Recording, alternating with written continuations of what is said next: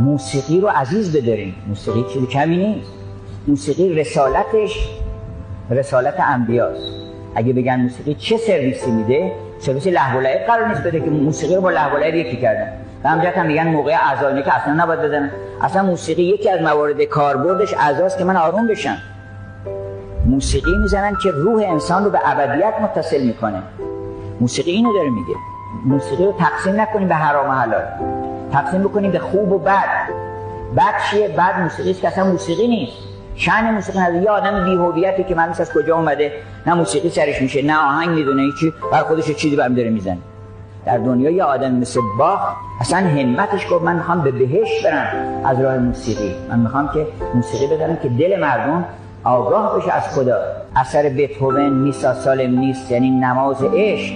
اسمشو برای چی گذاشته؟ برای که این خاصیت نماز داره. ندانی که شوریده حالان مست چرا برفشانند در رقص دست؟ گشاید در از غیب بر واردات، یه وارداتی پیدا میکنن، فشانت سر دست بر کائنات. رقصیدن یعنی چی؟ یعنی دست افشانی کردن. دست از هر دو جهان بیفشان و پای بکوب بر سر این عالم. به زیر پای بکوبیم هر چه غیر وی است. اینو میگن پای کوبی.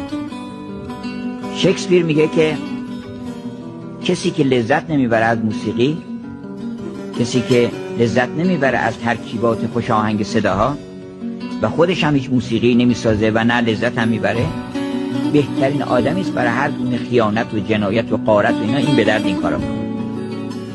چرا؟ برای اینکه آدمی که از موسیقی خوشش نمیاد، از هارمونی و هماهنگی خوشش نمیاد، لابد از دیسهارمونی خوشش میاد، از کارهای بدون ریتم و آهنگ و نظم و اینا خوشش میاد، برای کارهای بد خوب.